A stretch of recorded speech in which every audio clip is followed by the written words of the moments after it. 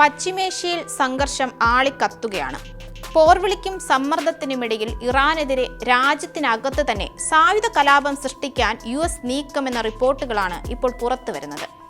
രാജ്യത്തിന്റെ പടിഞ്ഞാറൻ പ്രദേശങ്ങളിലെ കുർദിഷ് സായുധ ഗ്രൂപ്പുകളുമായി US ചർച്ച നടത്തിയെന്ന് ഇറാൻ ഇന്റലിജൻസ് മന്ത്രാലയം ആരോപിച്ചു. ഇറാനിയൻ സുരക്ഷാ സേനകൾക്കെതിരെ കലാപം അഴിച്ചുവിടുകയാണ് USന്റെ ലക്ഷ്യമെന്നും പറയുന്നുണ്ട്. ഇറാഖിലെ 2 കുർദിഷ് ഗ്രൂപ്പ് മേധാവിമാരുമായി US president Donald Trump phone സംഭാഷണം നടത്തിയെന്ന് ചില അമേരിക്കൻ മാധ്യമങ്ങളും റിപ്പോർട്ട് ചെയ്തിരുന്നു. US പിന്തുണയോടെ ഇറാനെതിരായ പോരാട്ടത്തിൽ പങ്കുചേരുമെന്ന് വടക്കൻ ഇറാഖിലെ കുർദിഷ് ഗ്രൂപ്പുകൾ മുന്നറിയിപ്പ് നൽകിയിട്ടുമുണ്ട്. അതിനിടെ ഇറാഖിൽ നിന്ന് ഇന്നലെ രാജ്യത്തേക്ക് നുഴഞ്ഞു കയറാൻ ശ്രമിച്ച വിമത ഗ്രൂപ്പ് അംഗങ്ങളെ ആക്രമിച്ചെന്ന് ഇറാൻ അറിയിക്കുകയും ചെയ്തു. ആരാണ് കുർദിഷ് സായുധ ഗ്രൂപ്പുകൾ? ഇറാൻ ഭരണകൂടത്തെ ഉള്ളിൽ നിന്ന് തന്നെ അസ്ഥിരപ്പെടുത്താൻ അമേരിക്കയ്ക്ക് ഈ പുതിയ നീക്കത്തിലൂടെ സാധിക്കുമോ? നമുക്കൊന്ന് പരിശോധിക്കാം. ഞാൻ അമ്മു.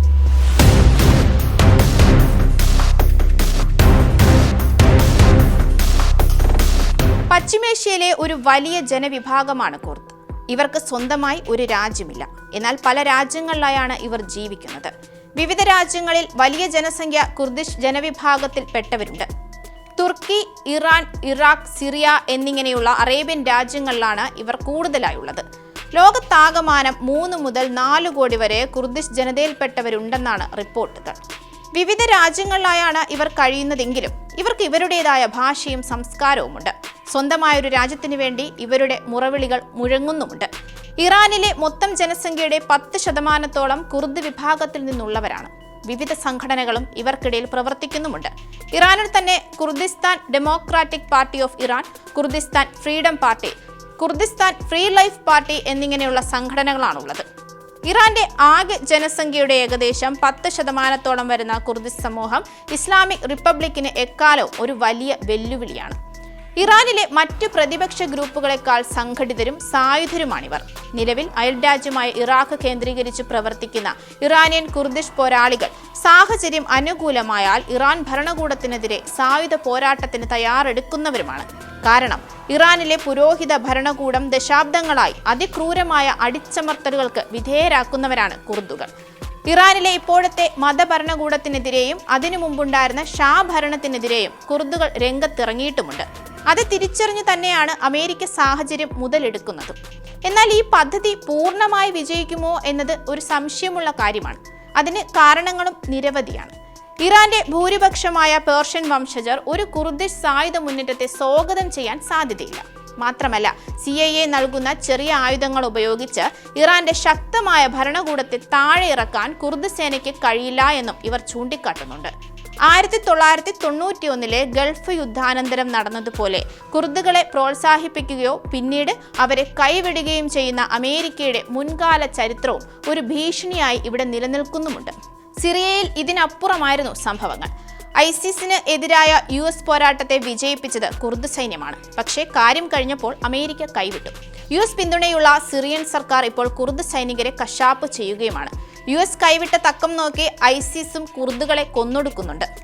ഈ സാഹചര്യത്തിൽ അമേരിക്കയെ വിശ്വസിക്കാനാകില്ല എന്ന ചിന്ത കുർദ് സൈനിക വിഭാഗങ്ങൾക്കുണ്ട്.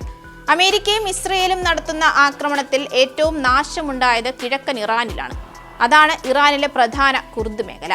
അതായത് US ആക്രമണത്തിൽ കൊല്ലപ്പെടുന്നവരിലേറെയും കുർദുകളാണ്.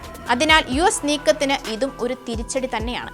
ആയുധശേഷി നശിപ്പിക്കുന്നതിനപ്പുറം ഭരണമാറ്റമാണ് അമേരിക്കയും ഇസ്രയേലും ലക്ഷ്യമിടുന്നത് എന്ന് ഇറാൻ ഭയക്കുന്നുണ്ട്. ഇറാൻ പ്രക്ഷോഭങ്ങൾ ഭരണമാറ്റം ഉണ്ടാക്കുമെന്നായിരുന്നു US പ്രതീക്ഷ. ഭരണകൂടത്തെ മറിച്ചിടുന്നതിന് തെരുവിലിറങ്ങാൻ ട്രംപും നെതന്യാഹുവും പലതവണ ആഹ്വാനം ചെയ്യുകയും ചെയ്തു. എന്നാൽ അത് വിജയം കണ്ടില്ല. അത്തരമൊരു ഭീഷണി ഇറാൻ ഭരണകൂടം ഗൗരവത്തോടെയാണ് കാണുന്നത്. ഇറാഖിലെ കുർദിഷ് താവളങ്ങൾക്ക് നേരെ ഇറാൻ കഴിഞ്ഞ ദിവസങ്ങളിൽ ഡ്രോൺ മിസൈൽ ആക്രമണങ്ങൾ നടത്തിയതും അതിന്റെ ഒരു ഭാഗമായാണ് സംഭവിച്ചത്. അതേസമയം അതിർത്തി കടന്നുള്ള ഏതൊരു സൈനിക നീക്കത്തിലും ഇറാഖി കുർദിസ്ഥാൻ മേഖലയിലെ ഭരണകൂടത്തിന്റെ അനുമതി ആവശ്യവുമാണ്. ഇറാനിയൻ കുർദുകളോട് സഹതാപം ഉണ്ടെങ്കിലും അവരെ സഹായിക്കുന്നത് തങ്ങളുടെ പ്രദേശത്തെ ബാധിക്കുമോ എന്ന് ഇറാഖി കുർദിഷ് നേതാക്കൾ ഭയപ്പെടുന്നുമുണ്ട്. ഇതിനു പുറമെ കുർദുകളുടെ സായുധ മുന്നേറ്റം ഇറാനിലെ മറ്റു പ്രതിപക്ഷ വിഭാഗങ്ങൾക്കിടയിലും ആശങ്ക ഉണ്ടാക്കുന്നുണ്ട്.